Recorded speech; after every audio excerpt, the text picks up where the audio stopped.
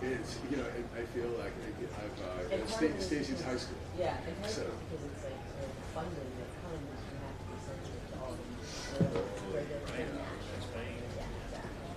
And in high school, they do like she's always saying like, Saturday they are in their own personal element. Yeah. And it's. Yeah. I mean, I have a lot of musician friends that are musicians. Yeah. I mean, you're the guy that I grew up with, John, Jackie. And it's. Mic check. 1, 2, 3, 4. Problem. 2, 2, 1, 2, 3, 4. 1, 2.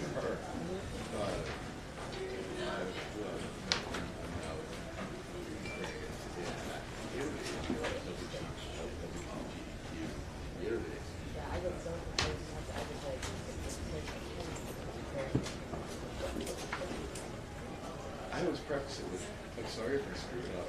And I'm not trying to offend.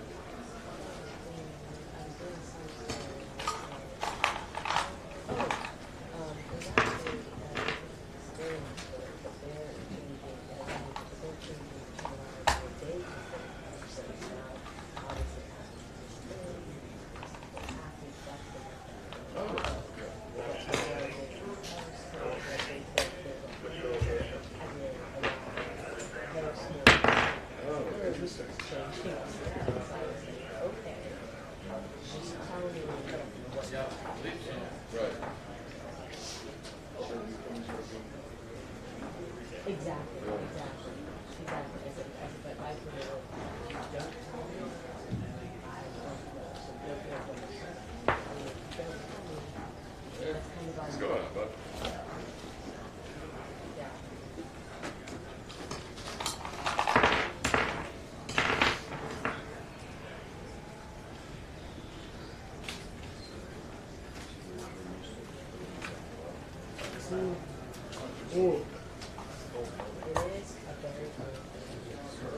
So, Zeke told me there were no pre-game presses. Yeah. You're good. Yeah. Is that true?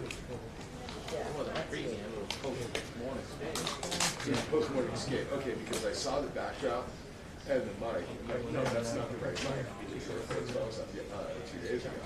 And then I got in and I saw the 58 with the NHL flag on it. Like, you got it. Yeah. Who knows? Well, yesterday, basically, you mean yesterday?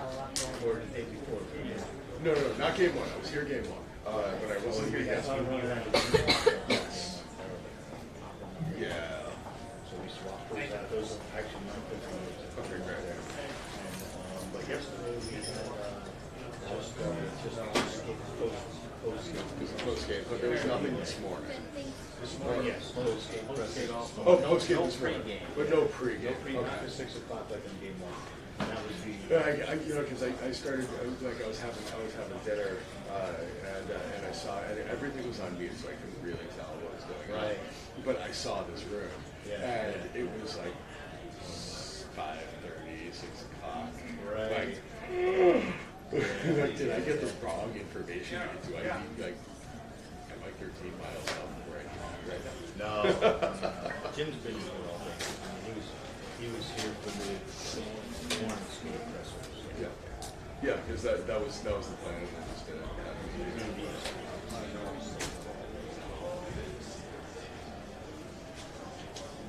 No, so those are. I saw Those are with those with the little shine. And then there's a backup in the corner. Yes, maybe it's yes, that's right. The found cable line is here. So these would be. They're coming back to your box. You may have pressures some more. I've got one thing. So those.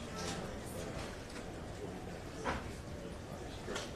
I'll leave it all here. I'll see you there. Yeah, I'd like to. You know, I do. I've seen it everywhere. Both press in your face, sometimes with the other stands are a little high in the face. Yeah, no, I usually take those in the stands. Those are nice. We tried. The other one to try to use next. We and then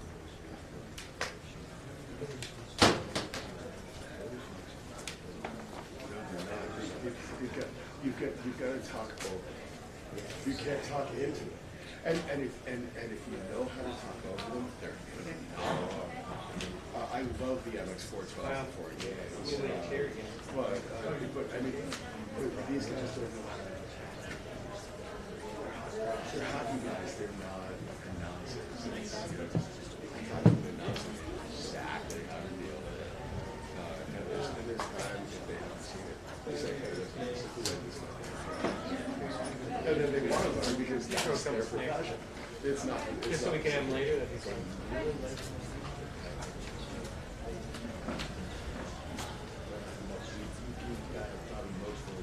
I try as much as I can.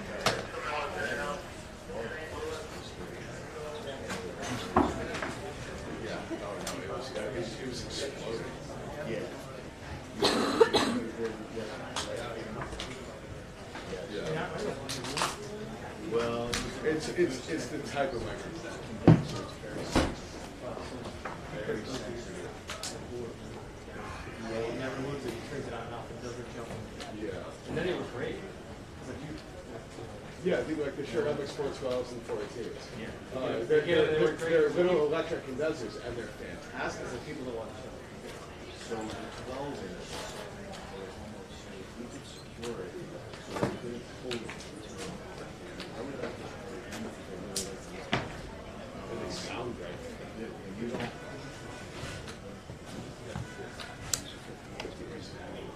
You dial the gain way up on the trains with good levels, really good sound pressures today. Figured it out. And you're gonna see, yes, we swapped them out yesterday for the message. Really good. Good.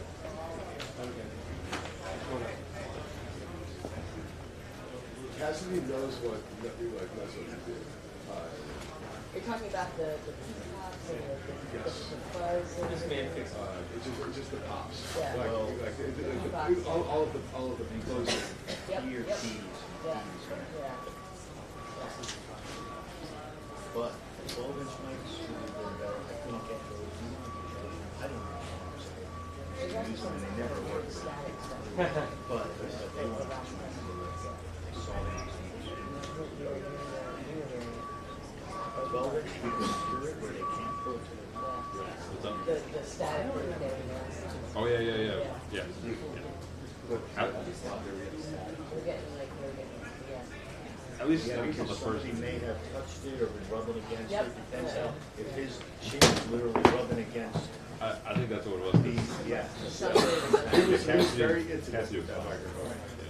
But these things, they can't, these are really forgiving and, Yeah, he didn't bring it toward him.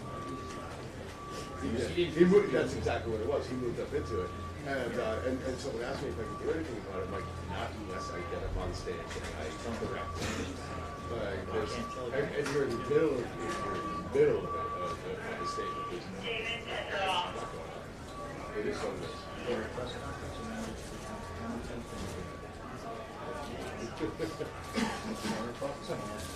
Well, They work in this. you ever see the original 58 commercial that has the original Jurassic 58? He's literally hammering a nail into a pine 2x4 with a 58 and then 22 hey hey, 22 hey hey. Orange on one side, white on the other. It is like it.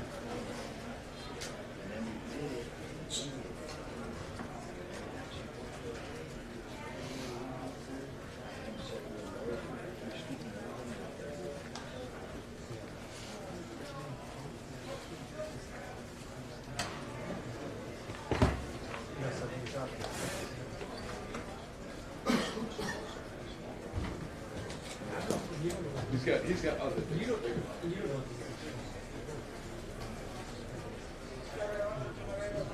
They are told. you're using 50 to jump, you gotta sign off to now. You know, are you thinking, I need to close it because internal house stuff. Yeah, no, I mean, I love me a good R50. Yeah, you noise the environment, but otherwise, you gotta follow it. That sounds so good.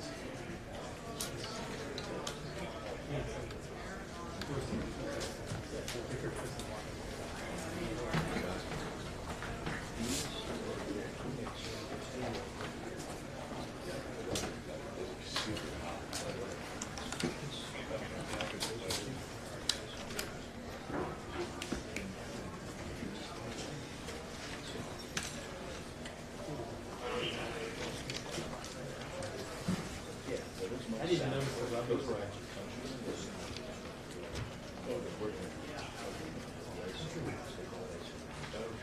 I thought this sounded really different because I Yes, than EMX. right, yeah. That made a lot of sense because the label was ripped off. Coach Cassidy will be here shortly. I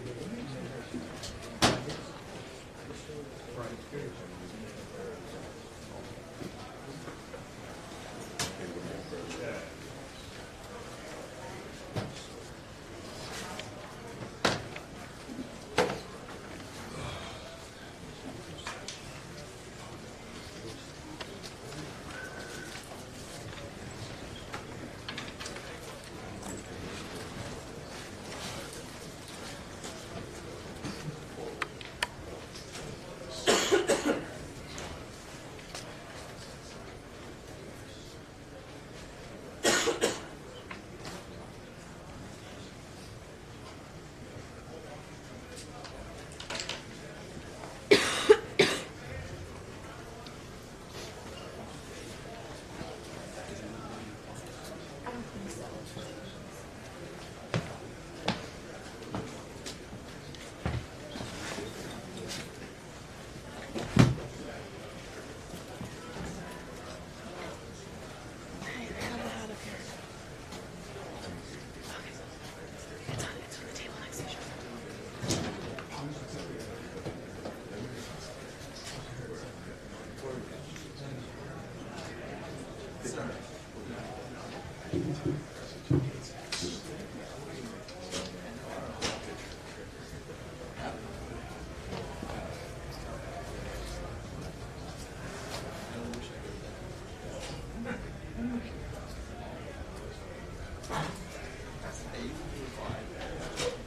We have Bruins head coach Bruce Cassidy. A reminder to raise your hand and please wait for the microphone.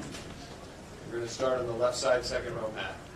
Coach, how much did this feel like a missed opportunity for you guys to take a commanding 2-0 series lead? And what did St. Louis do so well that made it so difficult for you guys to generate high-quality chances? Missed opportunity. I mean, they're playing to win too, right? They lost the first game. They were desperate. I shouldn't say they were desperate. Not desperate. They seemed to play with more urgency tonight than they did game one. We played with less. What they did is I thought they were on top of us, tighter than maybe the first game. Didn't allow us to get to space. As a result, we didn't seem to win as many races as we did game one to pucks.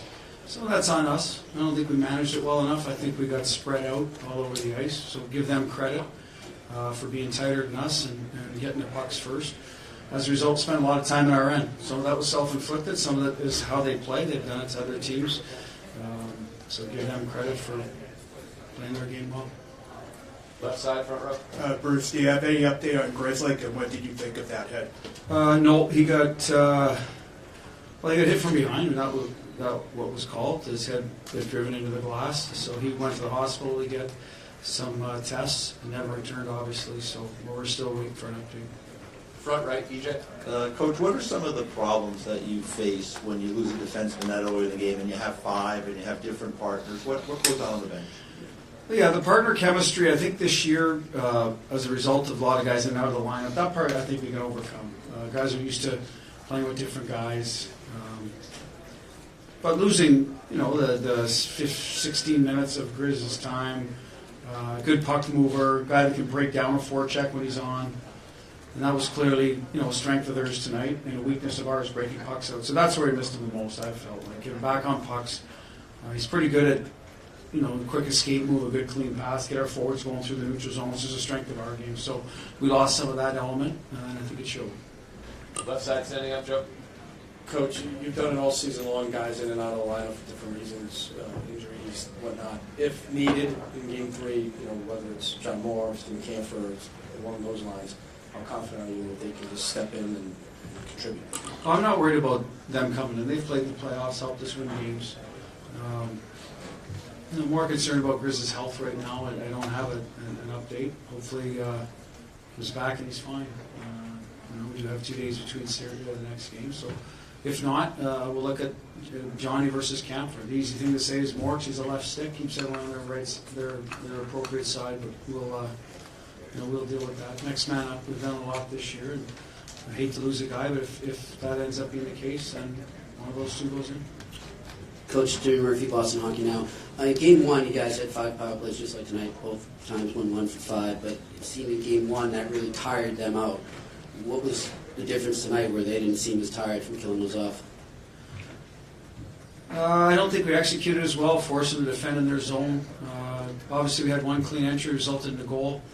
A couple others, we had a little bit of time. But I thought they did a better job cutting off the top. So, we got stuck on the half wall, and then you force a play. Should have made some adjustments when that happened to start creating movement away from the puck. But by the time we did that, they were on us. Better clears they had tonight. That's about it. It's on us to execute better at the end of the day and move a little more. That's what I thought. I thought our whole game was like that. We didn't have as much energy, it seems, with the puck to create offense. 5-on-5 and on the power play. I know it sounds odd on the power play, but you do have to open up some passing lanes. If a team's going to play tight, if they're going to play aggressive, you got to have good puck support. Those things weren't there as much as they should have been, and as a result, we lost some opportunities on the power play. On some situations where you want to, the hit on Grizz, that's when you want to score. You want to send a message. The hits on Tuukka, right? So, we let opportunities slip away, and that's frustrating for a coach when guys are paying a price to draw a penalty, and then you don't at least generate momentum. So that, shame on us on those. Do a few more left side, second row. Coach, the team's played well on the road. Do you expect anything different in a hostile environment such as St. Louis? They'll be good. They're going home. The fans will be behind them, just like ours are. We went into a hostile environment in Carolina, a very loud building.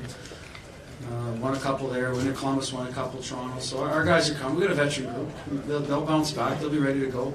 I don't think at this time of the year the venue will, I'm sure it'll help St. Louis, but from our point of view, we'll play wherever they tell us to, and we just got to play better. Do 2 more left side, third row. Bruce, on the final sequence there, the game where they've got the 6th skater out, in terms of coaching that, does it look like just a matter of exhaustion, or were your X's and O's not where you wanted to be? Some of it was fatigue. I don't know if they were out there a long time. The defenseman might have been the forward line. I think had gotten out. I think you just, it's a screenshot from the point. We didn't get in a shooting lane. The extra guy usually goes somewhere towards it was a defenseman in front, Pietrangelo, I believe, was the one screening the goalies, so they have some movement. We didn't tie. I think it was more about the shooting lane. They passed it by us up top. They formed a high triangle, so trying to think, it was Coyle, Johansson, and Hein, and not guys that kill penalties regularly, so some of that had to come to them quick. They made a good play. I think the breakdown to me was before that, obviously. We didn't manage the puck well for even the shift before. We just weren't able to, it was get it out, change type of mentality, and it snowballed on us. Last question, right side. Coach, thank you for your patience. Blues' strength is their end zone play, and after shot they are going to keep a lot of continuous pressure. What are you going to do to avoid that and break that end zone play?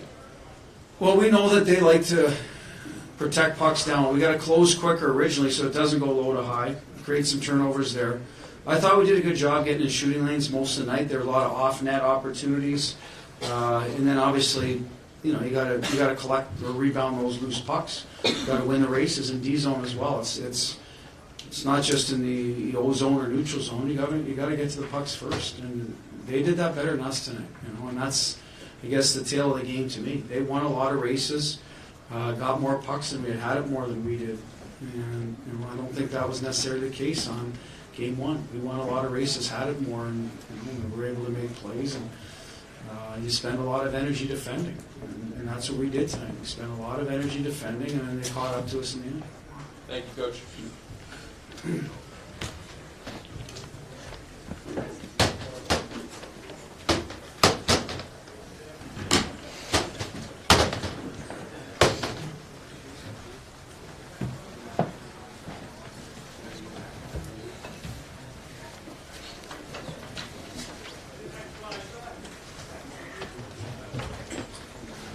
Coach Berube will be here shortly, followed by Jordan Biddington, Ryan O'Reilly, and Carl Gunnarsson.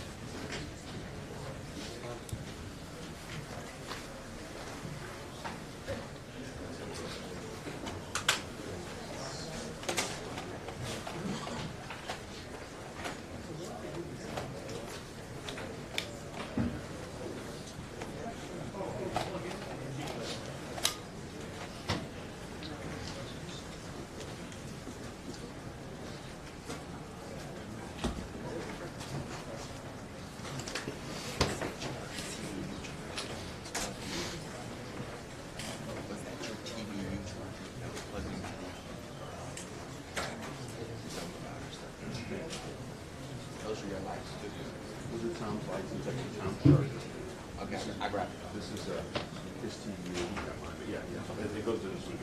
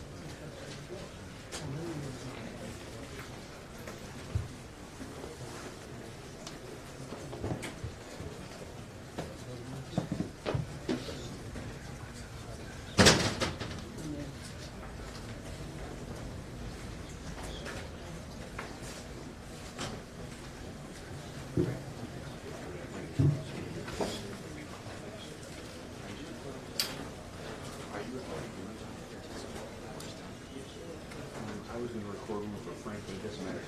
Somebody has to.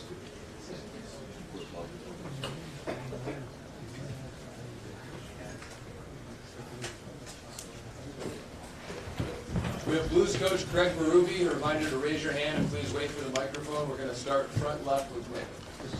We heard you ran into Gunnarsson in the restroom before overtime. You said, just need one more. What's your version of that story? And two, why were you better tonight? Yeah, well, he hit the post there in the third period, Gunny. He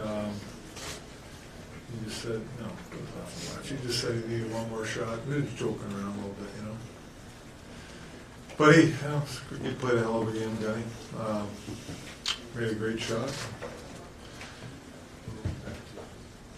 Well, all around, like, you know, the first period in the first game, we played our game for the most part, but tonight we played it for 60 minutes. I thought that puck possession in the offensive zone was huge. That was led from our forecheck,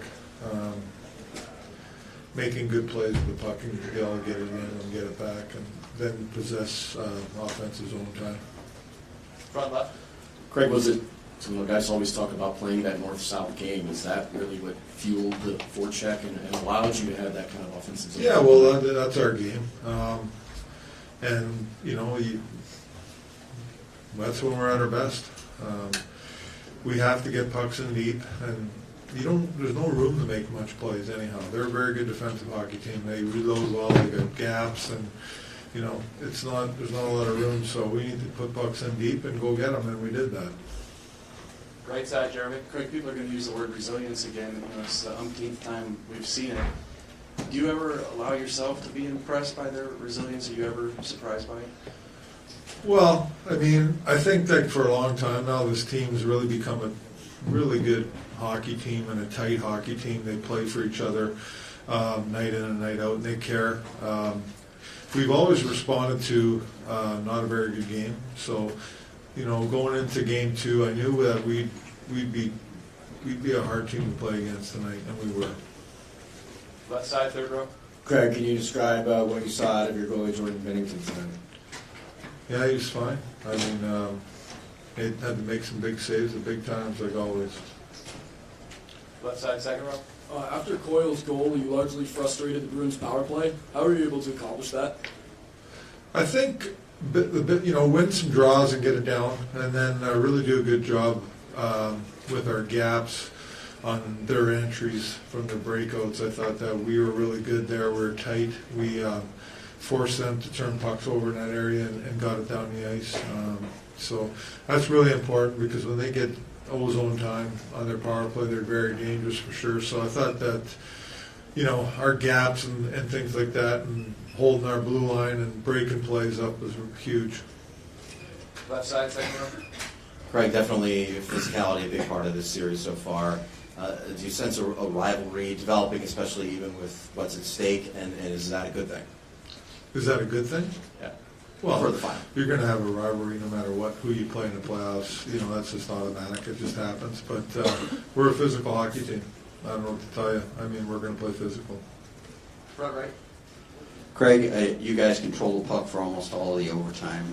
What was said, or what was the mindset of the team in the break between the third period? Well, nothing much different than, you know, between periods. I thought that our third period was really good, and, you know, we didn't really need to change a whole lot. Again, it just boils down to doing a good job managing the puck through the neutral zone, getting it in deep, and skating and getting on the forecheck, and, you know, good sticks, but body contact and getting the puck back. And then we do a good job in the offensive zone of possessing the puck, moving for each other, supporting the puck, and, you know, we use our D a lot, and they did a good job tonight, our D. I thought they did an excellent job of not getting shots blocked. They did a good job of shooting pucks by people, and that allowed us to have more puck possession. It's not always on net, but just shooting pucks by people. We'll do 3 more questions, back left. Craig, how have you been able to neutralize their top line as well as you have so far? You know, I don't know if we neutrally. They're going to get opportunities. That's a great line. We all know that. I mean, I think Bomeister and Parenko are out there 90% of the time against them. They've done a great job. We've used different lines against them, whether it's Sundqvist's line, Schen's line, you know, O'Reilly at times. They're out there against them. I think everybody's just aware when they're out there. You got to be on the right side of things and do a good job, and that sort of thing. Like, that's a dangerous line. So you got to make sure you're on the right side of things, managing the puck well, making them play in their own end. Craig, Gunnarsson had never scored a playoff goal before that one. Did you believe him when he told you I need one more chance? I like hearing it. You know, he hit the post. I mean, you know, these guys, he had a hell of a game, I thought, Yanni. And I'm really happy for him that he ended up getting that game winner. You know, he hit the post in the third there, and you know, he felt good about himself, obviously, which he should have. Do one more question, right side, fifth row. Coach, it was Bortuzzo with the big goal in Game 2 against the Sharks. Gunnarsson tonight with the big goal. Does that just go to show how anybody can step up for this team? Anybody can step up for sure. We use everybody. Everybody's you know, counted on for sure. Our defenses have done a great job all year and in the playoffs of producing offensively for us, goals, you know, getting points, doing real good stuff. You know, from offensively in the offensive zone, we use their D so much that they're getting a lot of looks. All right, thanks. Thank you, Coach.